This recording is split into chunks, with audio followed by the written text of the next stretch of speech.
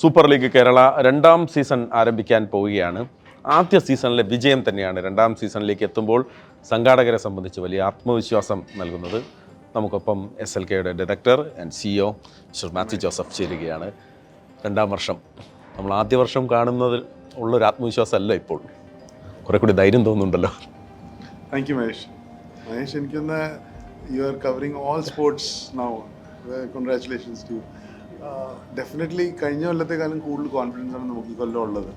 എന്താണെന്ന് വെച്ചാൽ fans and football lovers have come together. അതാണ് ഏറ്റവും വലിയ നമുക്കൊരു ഒരു അപ്രിസിയേഷൻ നമ്മുടെ കിട്ടിയിരിക്കുന്നത്. ആൻഡ് എല്ലാ ടീംസിനും സെറ്റിൽ ഡൗൺ ആകാൻ സമയം കിട്ടി. ലാസ്റ്റ് ഇയർ കുറച്ച് വേഗത്തിലാണ് ഇതൊക്കെ ചെയ്തത്. ബട്ട് ഈ കൊല്ലം ഒരു കൊല്ലം കഴിഞ്ഞപ്പം കുറേ സെറ്റിൽമെൻറ്റിന് വേണ്ടി സമയം കിട്ടി. പ്ലസ് നമുക്ക് കുറേ അധികം കാര്യങ്ങൾ ഈ ഒരു കൊല്ലത്താണ് നമുക്ക് ചെയ്യാൻ പറ്റും. ഓക്കെ, രണ്ട് ടീമുകളുടെ മത്സരങ്ങൾ കഴിഞ്ഞ തവണ നമുക്കറിയാം അവരുടെ ഹോം ഗ്രൗണ്ടിലല്ലായിരുന്നു. എന്നിട്ട് പോലും ഒരുപാട് ആളുകൾ മത്സരങ്ങൾ കാണാൻ വന്നിരുന്നു. പ്രത്യേകിച്ച് തൃശ്ശൂരിൻ്റെ കളി, മലപ്പുറത്തും കോഴിക്കോട്ട് കണ്ണൂരിൻ്റെ കളിയും വന്നു. പക്ഷെ അപ്പോഴും ഗാലറിയിൽ ആളുകൾക്ക് വലിയ കുറവൊന്നും ഉണ്ടായിരുന്നില്ല. പക്ഷേ ഇത്തവണ കളി മാറുകയാണ്. രണ്ട് ടീമും അവരുടെ ഹോം ഗ്രൗണ്ടിലേക്ക് പോവുകയാണ്. ഞങ്ങളിതിനു വേണ്ടി യാത്ര ചെയ്തിരുന്നു കേട്ടോ. പ്രത്യേകിച്ച് കണ്ണൂരുകാർ വളരെ എക്സൈറ്റഡ് ആണ്. തൃശ്ശൂർ നമ്മൾ പോകാനിരിക്കുന്നു. അവരുടെ എക്സൈറ്റ്മെൻറ്റ് എന്ന് പറയുന്നത് സംഘാടകർക്ക് വലിയ ഉത്തരവാദിത്തം കൂടിയാണ്. 100%. അപ്പോൾ അതുകൊണ്ട് തന്നെയാണ് ഞങ്ങൾ ഈ രണ്ട് സ്റ്റേഡിയം എക്സ്പാൻഡ് ചെയ്യണം, എല്ലാ 6 ടീംസിനും സ്വന്തം ഹോം സ്റ്റേഡിയംസ് കാണണമെന്ന് ഇൻസിസ്റ്റ് ചെയ്ത് ഞങ്ങൾ കുറേയധികം ബുദ്ധിമുട്ടിയിട്ടാണെങ്കിലും നമ്മളത് ചെയ്തത് തന്നെ. ഇതിനകത്ത് സ്റ്റേഡിയംസ് ബേസിക്കലി ഒരു ഓപ്പറേഷണൽ കണ്ടീഷനിലല്ലായിരുന്നു, ഒരു ഫുട്ബോളിന് വേണ്ടിയിട്ട് അല്ലെങ്കിൽ ഒരു ഇൻ്റർനാഷണൽ ലെവൽ സ്റ്റാൻഡേർഡ്സിലുള്ള ഒരു സ്റ്റേഡിയം കണ്ടീഷൻ അല്ലായിരുന്നു. എന്നിട്ട് പോലും നമ്മൾ അത് ഇപ്പം കുറേയൊക്കെ നന്നാക്കി എടുത്തിട്ടുണ്ട്. പിച്ച് അല്ലെങ്കിൽ ലൈറ്റ്സ് ചെയ്യുന്നു, അതുപോലെ തന്നെ ഗാലറീസിൻ്റെ ഏരിയാസ്, അതിനെ ക്ലീനിങ്, അതിൻ്റെ റൂംസ്, കാര്യങ്ങളെല്ലാം നമ്മളത് ചെയ്തിട്ടാണ് ഈ രണ്ട് സ്റ്റേഡിയംസ് ഒരുക്കുന്നത്. എന്താണെന്ന് വെച്ചാൽ ഒരു ഫാനിന് ഒരു ഫുട്ബോൾ ക്ലബിൻ്റെ ഒരു ഫാനിന് ഏറ്റവും അടുത്ത് തന്നെ പോയി മാച്ച് കാണാൻ പറ്റണം. ആ ഒരു വീക്കെൻഡിൽ എനിക്ക് ഇന്ന് ഈ മാച്ച് വീട്ടിൽ എൻ്റെ ഫാമിലിയോട് പോയി കാണാൻ പറ്റണം. അതുകൊണ്ടാണ് ഞങ്ങൾ ഈ രണ്ട് എക്സ്പാൻഷൻ ചെയ്തത് സ്റ്റേഡിയത്തിനാണ്. ഓക്കെ, നമ്മൾ ഇപ്പം നമുക്കറിയാം കോഴിക്കോട് സ്റ്റേഡിയം നമുക്കൊരു മികച്ച സ്റ്റേഡിയം എന്ന് പറയാം. തിരുവനന്തപുരത്താണെന്നുണ്ടെങ്കിലും അവിടെയും കഴിഞ്ഞ തവണ നമ്മൾ മനോഹരമായി നടത്തിയാണ്. മലപ്പുറം ഡെഫിനറ്റ്ലി നമ്മളെ ഏറ്റവും മികച്ച സ്റ്റേഡിയങ്ങളിലൊന്നാണ് വയനാട്. പക്ഷെ ബാക്കിയുള്ള രണ്ട് സ്റ്റേഡിയങ്ങളുടെ കാര്യത്തിലും വലിയൊരു പ്രയാസമേറിയ കാലഘട്ടത്തിലൂടെയാണ്. കാരണം അത് നന്നാക്കി എടുക്കുക, അത് മത്സരത്തിന് ഉതകുന്ന രീതിയിലേക്ക് വരിക, അത് സമ്പൂർണ്ണ തോതിലേക്ക് അതിൽ തൃപ്തി നമുക്ക് രേഖപ്പെടുത്താൻ ആയിട്ടുണ്ടോ? അല്ല മഹേഷ്, ഐ തിങ്ക് അത് കറക്റ്റാണ് ഐഡൻറ്റിഫൈ ചെയ്തത്. ഇതൊരു ഈസി അല്ല. എന്നാന്ന് വെച്ചാൽ ഇത്രയും വലിയൊരു ഇൻഫ്രാസ്ട്രക്ചറിനെ നന്നാക്കി എടുക്കുക എന്ന് പറയുന്നത് അതൊരു ഓവർനൈറ്റ് നടക്കുന്നതല്ല. ഞങ്ങളിത് കഴിഞ്ഞൊരു 5-8 മാസമായിട്ട് ഇതിൻ്റെ പുറകെ നിന്ന് പെർമിഷൻസ് കിട്ടാനും ലോക്കൽ അതോറിറ്റീസ്, കോർപ്പറേഷൻ എല്ലാവരും നല്ല സപ്പോർട്ടീവ് ആയിരുന്നു. എന്നാലും അതൊരു റിയാലിറ്റിയിലോട്ട് വരാനായിട്ട് വേണ്ടി കുറേ അധികം സമയമെടുത്തു. പിന്നെ ഇവിടുത്തെ ഗ്രൗണ്ട് പിച്ചാണെങ്കിലും അതൊരു കണ്ടീഷൻ മോശമായിരുന്നു. എന്ന് വെച്ചാൽ അവിടെ അങ്ങനത്തെ ഒരു മത്സരമൊന്നും നടന്നിട്ടില്ല. സോ ഇത് നമ്മളിതിപ്പോൾ ചെയ്തു വന്നപ്പം ആക്ച്വലി ഗ്രാസ് നന്നായിട്ട് ഗ്രോ ചെയ്തിട്ടുണ്ട്. ആൻഡ് പിച്ചസ് ഒരു നല്ലൊരു കണ്ടീഷനാണ്. ഓൾസോ ലൈറ്റ്സും കാര്യങ്ങളൊക്കെ വന്നു കഴിയുമ്പോൾ ഇതിൻ്റെ ആംബിയൻസ് ടോട്ടലി അങ്ങ് മാറും. യെസ്, അവിടെ റൂംസ് ഇല്ല. ഇപ്പോൾ കണ്ണൂർ സ്റ്റേഡിയത്തിൽ നമുക്കൊരു പ്ലെയർ റൂംസ് അല്ലെങ്കിൽ ലീഗൽ ഓഫീസിനോ അല്ലെങ്കിൽ അങ്ങനത്തെ മീഡിയയ്ക്ക് വേണ്ടി ഒരു പ്രോപ്പർ റൂംസ് അങ്ങനെ ഇല്ല. ബട്ട് അതൊക്കെ നമ്മൾ കുറേ ടെമ്പററി ആയിട്ട് നമ്മളത് ബിൽഡ് ചെയ്യുവാണ്. സോ എനിക്ക് തോന്നുന്ന എല്ലാവരുടെയും കൂടെ സപ്പോർട്ട് ഉണ്ടെങ്കിൽ ഫ്യൂച്ചറിൽ. ഞാൻ ഈ ചോദ്യം ചോദിക്കാൻ കാരണം നമ്മൾ അടുത്ത 1-2 സീസൺ ആകുമ്പോഴേക്കും സ്വന്തമായുള്ള ഫുട്ബോൾ മൈതാനങ്ങൾ നമ്മൾ സ്വപ്നം കാണുന്നുണ്ട്, ഓരോ ടീമും SLKയും. അപ്പം അത് തന്നെയാണ് പരമമായിട്ട് നമ്മുടെ ലക്ഷ്യവും അല്ലേ? ഞങ്ങളും അത് തന്നെയാണ്, അങ്ങനത്തെ ഒരു സ്വപ്നം തന്നെയാണ് കണ്ടിരിക്കുന്നത്. ഇൻഫാക്റ്റ് ഞങ്ങൾ ISSKയിൽ 8 സ്റ്റേഡിയം ചെയ്യണമെന്ന് ഡിക്ലെയർ ചെയ്തായിരുന്നു. ഗവൺമെൻറ് പാർട്ടിസിപ്പേഷനും സപ്പോർട്ടും ഉണ്ടെങ്കിൽ നമുക്കത് ചെയ്യാൻ പറ്റും. അതുകൂടാതെ നമ്മുടെ ടീംസും ഇത് ഏറ്റെടുത്തിരിക്കുകയാണ്. ലൈക്ക് കാലിക്കറ്റ്, തൃശ്ശൂർ അല്ലെങ്കിൽ Malappuram teams, including Trivandrum also, അവർ ഓരോ ലാൻഡും ഐഡൻറ്റിഫൈ ചെയ്തിട്ട് എങ്ങനെ നമുക്കൊരു സ്റ്റേഡിയം ഡെവലപ്പ് ചെയ്യാൻ പറ്റുന്നത്, ഡെഡിക്കേറ്റഡ് ഫുട്ബോൾ സ്റ്റേഡിയം എങ്ങനെയാണ് ചെയ്യാൻ പറ്റുന്നത് അതിൻ്റെ പ്ലാനിങ്ങിലാണ്. സോ അത് ആക്ച്വലി എല്ലാ 8 ഒരു ഇമ്മീഡിയറ്റ് കംപ്ലീഷൻ അല്ലെങ്കിൽ ഒരു ചെയ്യാൻ പറ്റുമെന്ന് വന്നില്ലായിരിക്കും. ബട്ട് അറ്റ്ലീസ്റ്റ് കേരളത്തിൽ 2 dedicated football stadiums world class സ്റ്റാൻഡേർഡിൻ്റെ ഉണ്ടെങ്കിലും എനിക്ക് തോന്നുന്നു അതൊരു വലിയൊരു ഡിഫറൻസ് ആയിരിക്കും. ഓക്കെ, ഇത്തവണ വരുന്ന സമയത്ത് ടീമുകളൊക്കെ വളരെ സ്ട്രോങ് ആണ്. അത് സ്ട്രോങ് എന്ന് പറയാൻ കാരണം വലിയ വലിയ താരങ്ങളൊക്കെ ഇപ്പോൾ റോയ് കൃഷ്ണ ISL തകർത്ത് കളിച്ച ഒരു താരം. റോയ് കൃഷ്ണ മലപ്പുറത്തിൻ്റെ സ്വന്തം റോയ് കൃഷ്ണയായി മാറുകയാണ്. ഒപ്പം ട്രിവാൻഡ്രത്താണെങ്കിലും കണ്ണൂരാണെങ്കിലും കൊച്ചിയിലാണെങ്കിലും ഒക്കെ ലാലിഗയിൽ വരെ കളിച്ച കളിക്കാർ നമ്മുടെ നാട്ടിൽ നമ്മുടെ പേരിൽ ഇറങ്ങുവാണ്. വളരെ എക്സൈറ്റ്മെൻറ്റിലാണ് ആളുകളുള്ളത്. അല്ല, അതാണ് ഞാൻ പറഞ്ഞത്. ഇത് നമ്മുടെ നാട്ടിലെ എല്ലാവരും പ്ലസ് ടീംസാണ് ഇത് ഏറ്റെടുത്തിരിക്കുന്നത്. ആൻഡ് ആ ഒരു ആവേശം അവരുടെ ഇപ്പം ഈ കൊല്ലം അത് ബിൽഡപ്പ് ചെയ്ത് വന്നിട്ടുണ്ട്. സോ അതാണ് കോമ്പറ്റീഷൻ, അതാണ് ഒരു ഹെൽത്തി മാച്ചസ് കാണാനായിട്ട് വേണ്ടിയുള്ള ബേസിക്കലി ഒരു അങ്ങനെ എല്ലാവരും ഒന്ന് പാർട്ടിസിപ്പേറ്റ് ചെയ്താലേ this will become a big league. So at least ഈ കൊല്ലം എന്നാന്ന് വെച്ചാൽ ലാസ്റ്റ് ഇയർ ഒക്കെ നമ്മൾ പ്ലെയേഴ്സിൻ്റെ അടുത്ത് അപ്രോച്ച് ചെയ്ത സമയത്ത് സൂപ്പർ ലീഗ് കേരള എന്താണ്, നടക്കുമോ ഇല്ലയോ, അങ്ങനത്തെ ഒരു അൺസർട്ടനിറ്റി ഉണ്ടായിരുന്നു. ബട്ട് ഈ കൊല്ലം അവരത് റിയാലിറ്റിയാണെന്ന് കണ്ടപ്പം പ്ലെയേഴ്സ് നമ്മുടെ അടുത്തോട്ടും വന്നു. സോ നമുക്കൊരു ഫോറിൻ പ്ലെയറിനെ അപ്രോച്ച് ചെയ്താലും അല്ലെങ്കിൽ നാഷണൽ പ്ലെയറിൽ ആരെങ്കിലും അപ്രോച്ച് ചെയ്ത് കഴിഞ്ഞാൽ അവർ മെൻ്റലി ആക്സെപ്റ്റിംഗ് ആണ്. And they know what is A quality നമ്മൾ കൊടുക്കാൻ പോകുന്നത്. മൈക്കൽ സുസേരാജുമായിട്ട് സംസാരിക്കുമ്പോൾ ഞങ്ങൾ അദ്ദേഹത്തോട് ഈ ചോദ്യം ചോദിച്ചിരുന്നു. അപ്പോൾ അദ്ദേഹം അതിന് പറഞ്ഞ മറുപടി, ഞങ്ങൾ ISL കളിക്കുന്ന സമയത്തും അല്ലെങ്കിൽ വലിയ തലങ്ങൾ കളിക്കുമ്പോഴും കേരളത്തിൽ ഈ ലീഗിനെ കുറിച്ച് ഞങ്ങൾ ചർച്ച ചെയ്യുന്നുണ്ട് എന്നായിരുന്നു. അത് ഒരുപാട് ദേശീയ തലത്തിലുള്ള താരങ്ങൾക്ക് ഒരു ഇങ്ങോട്ടേക്ക് വന്നാൽ കൊള്ളാം, ഒരുപാട് ഫാൻസ് ഉണ്ട്, അല്ലെങ്കിൽ എനിക്ക് നന്നായി കളിക്കാൻ പറ്റും, പെർഫോം ചെയ്യാൻ പറ്റും എന്നുള്ളൊരു ധൈര്യം വന്നിട്ടുണ്ട്. ഞാൻ ചോദിക്കുന്നത്, ക്ലബ്ബുകളുടെ എണ്ണത്തിൽ നമ്മൾ നേരത്തെ ഒരു 8 ആക്കാം എന്നുള്ളൊരു ധാരണ ഉണ്ടായിരുന്നല്ലോ. പക്ഷേ ഈ സീസണിലേക്ക് എത്തിയപ്പോഴും അത് 6 തന്നെ നിൽക്കുകയാണ്.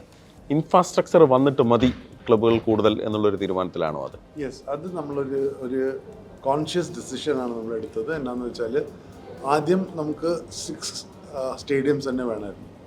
തൃശ്ശൂരും കണ്ണൂരിനും സ്റ്റേഡിയം ഇല്ലെങ്കിൽ അവരുടെ ഫാൻസിനും അവരുടെ സപ്പോർട്ടേഴ്സിനും ബേസിക്കലി മാച്ചസ് കാണാൻ ഡിഫിക്കൽട്ടായിരുന്നു. അതുകൊണ്ട് ഫസ്റ്റ് അത് നമ്മൾ ഫോക്കസ് ചെയ്യാമെന്ന് ഓർത്തു. അത് നമ്മൾ സോൾവ് ചെയ്തു. ബട്ട് ഇപ്പം കേരളത്തിൽ 8 ഫുട്ബോൾ കളിക്കാൻ പറ്റുന്ന സ്റ്റേഡിയംസ് ഇല്ല. സോ അതിനെ വീണ്ടും സ്ക്രാച്ചിൽ നിന്ന് ഡെവലപ്പ് ചെയ്തെടുക്കുക എന്ന് പറയുന്നത് കുറച്ച് സമയം എടുക്കുന്നതാണ്. സോ സ്റ്റേഡിയം എവിടെയുണ്ട് ആ സ്ഥലത്ത് നമ്മൾ ഫ്രാഞ്ചൈസാണ് നമ്മൾ നോക്കുന്നത്. So next year may be we can expand to more some more locations. അതിൻ്റെ നമ്മളൊരു ഒരുക്കത്തിലാണ്. ഓക്കെ, നമുക്കറിയാം ഒരുപാട് ബിസിനസ് ഉണ്ട്. അതായത് പണം എറിഞ്ഞാൽ പണം വാരാൻ പറ്റുന്ന ഒരുപാട് ബിസിനസ് ഇന്നുണ്ട്. അതെല്ലാം വെട്ടി ഫുട്ബോളിന് പുറകെ നിങ്ങളൊക്കെ പായാൻ എന്താണ് ഇങ്ങനെ ഒരു കാരണം? അല്ല, ഇതൊരു സോഷ്യൽ ഓൺട്രപ്രന്യൂർഷിപ്പാണ്. Giving back to society also. ഇത് ബേസിക്കലി ഇതൊരു ഏറ്റവും ലവ്ഡ് സ്പോർട്ടാണ് കേരളത്തിൽ. സോ ഇത് നമുക്ക് ഡെവലപ്പ് ചെയ്യാൻ പറ്റിക്കഴിഞ്ഞാൽ, if we are able to give people an opportunity, players an opportunity, definitely നമ്മുടെ Kerala will be on a different level. നമുക്ക് നമ്മുടെ Kerala players will be able to play abroad or on a national level. So that is what we are seeing, giving them more opportunities, engaging with people, and actually ആ ഒരു platform ഇവിടുന്ന് develop ചെയ്തിട്ട് how can they move to the next is what we are seeing. ഒരു കാലത്ത് Indian ടീമിനകത്ത് we had majority of Kerala players ആയിരുന്നു. പിന്നെ ഒരു കാലമായപ്പം ആരുമില്ലാതെ. സോ ഐ തിങ്ക് നമ്മൾ വീണ്ടും ഫോക്കസ് കൊണ്ടുവന്നു കഴിഞ്ഞാൽ we should be able to get to that level again. ഒരു ഫുട്ബോൾ ഒരു പാഷൻ ഉള്ളിലുള്ളത് കൊണ്ടാണ്, സ്വാഭാവികമായിട്ടും ഉള്ളത് കൊണ്ടാണ് അതിങ്ങനെ ആളിക്കത്തി നിൽക്കുന്നത് കൊണ്ടാണ്. മാത്രമല്ല, താങ്ക്സ് ടു അവർ ടീംസ് ആൻഡ് ഓണേഴ്സ്, എല്ലാ ടീം ഓണേഴ്സും സെയിം പാഷനോടാണ് ഞങ്ങൾ ഒന്നിച്ചു പോകുന്നത്. അപ്പോൾ നാട്ടിലൊരു സെവൻസ് ഫുട്ബോൾ ടീം നടത്താൻ പെടുന്ന പ്രയാസം സ്വാഭാവികമായും നമ്മളെല്ലാവരും അറിയുന്നതാണ്. അപ്പോഴാണ് ഒരു പ്രൊഫഷണൽ ക്ലബ്ബ്, ഒരു പ്രൊഫഷണൽ വേദി, കേരളം പോലെ ഒരു മാർക്കറ്റ്, അതിനപ്പുറത്തേക്ക് നമ്മളതിനെ ഫ്ലറിഷ് ചെയ്ത് കൊണ്ടുപോകുന്നു. വലിയ ടാസ്ക്കാണ്. അതുകൊണ്ടാണ് ഞാൻ ചോദിച്ചത് മറ്റ് മേഖലയുള്ള. ഞങ്ങൾ കേരളത്തിലെ തന്നെ ഏറ്റവും വലിയ ഇവന്റ് മാനേജേഴ്സ് ആയിരിക്കുകയാണ്. ഇത്രയും വലിയ ഇവന്റ്സ് ആണ് നടക്കുന്നത് ഇവിടെ. So it is not easy. ഇനി ഇതിനേക്കാളും വലിയൊരു പ്ലാറ്റ്ഫോം വന്നാൽ പോലും നമുക്ക് സിമ്പിളായിട്ട് നടത്താൻ പറ്റും. കറക്റ്റ്, അത് ശരിയാണ്. So it is a big task. ഇപ്പം 33 മാച്ചസ് ആണ്. ഇനിയിപ്പം പുതിയ ക്ലബ്സ് വരുമ്പോൾ മാച്ചസ് കൂടും, ഡ്യൂറേഷൻ കൂടും, എല്ലാവരുടെയും സ്പെൻഡ്സ് കൂടും, ഓപ്പർച്യൂണിറ്റീസ് കൂടുകയാണ്. So definitely this will go trigger. കഴിഞ്ഞ വർഷം ആദ്യ സീസണിൽ നമുക്ക് 94 താരങ്ങളാണ് നമ്മുടെ കേരളത്തിൽ നിന്നുള്ള താരങ്ങളായിട്ടുണ്ടായിരുന്നത്. അതിപ്പോൾ 100ലേക്ക് പോവുകയാണ്. ഇനിയും അത് കൂടും എന്ന് നമുക്ക് പ്രതീക്ഷിക്കാം. കഴിഞ്ഞ തവണ ഉണ്ടായിരുന്ന അർഷഫിനെ പോലുള്ള താരങ്ങൾ ഈ ലീഗിൽ കളിച്ചത് കൊണ്ട് മാത്രം ISL പോലുള്ള പ്ലാറ്റ്ഫോമിലേക്ക് വന്ന താരങ്ങളാണ്. അപ്പോൾ നമ്മുടെ കുട്ടികൾക്ക്, നമ്മുടെ പുതിയ തലമുറയ്ക്ക് ഇതൊരു വലിയൊരു വേദി തന്നെയാണ്, ഇൻസ്പിറേഷനും വേദിയും കൂടിയാണ്. അത് വല്ലാത്തൊരു സന്തോഷം നൽകുന്ന കാര്യമാണ്. യെസ്, എന്നാന്ന് വെച്ചാൽ ഞങ്ങൾ ഈ ലീഗ് നടത്താനല്ലാതെ ഗ്രാസ് റൂട്ട്സിനകത്തും കുറേ ഫോക്കസ് ചെയ്തു. സോ ഞങ്ങൾ 12 കുട്ടികൾ മലേഷ്യക്ക് പോയി. ദേ ഹാഡ് ഒരു ലോങ് ട്രെയിനിങ് സെഷൻ ദേ. ഈ കൊല്ലം നമ്മൾ ഈ സൂപ്പർ ലീഗിന് വേണ്ടിയായിട്ട് ഒരു നിയർലി ഒരു 10,000 കുട്ടികളിനകത്ത് നിന്ന് ഞങ്ങളൊരു 35 കുട്ടികളെ സെലക്ട് ചെയ്തു. അവരെ ഞങ്ങൾക്ക് ക്യാമ്പ്സ് വരെ എത്തിക്കാൻ പറ്റി. ചിലർ അതിനകത്ത് നിന്ന് സൂപ്പർ ലീഗ് കേരളയ്ക്കകത്ത് കളിക്കുന്നു. സോ ഈ ഓപ്പർച്യൂണിറ്റീസ് ആണ് നമ്മൾ ക്രിയേറ്റ് ചെയ്ത് കൊടുക്കുന്നത്. ചിലപ്പോൾ അതിനകത്ത് നിന്ന് ഒരു പ്ലെയർ ആയിരിക്കും, അല്ലെ 2 പ്ലെയർ ആയിരിക്കും, ബട്ട് അവർക്ക് ആ ഓപ്പർച്യൂണിറ്റി കിട്ടുന്നുണ്ട്. And that is an inspiration for so many more players to come.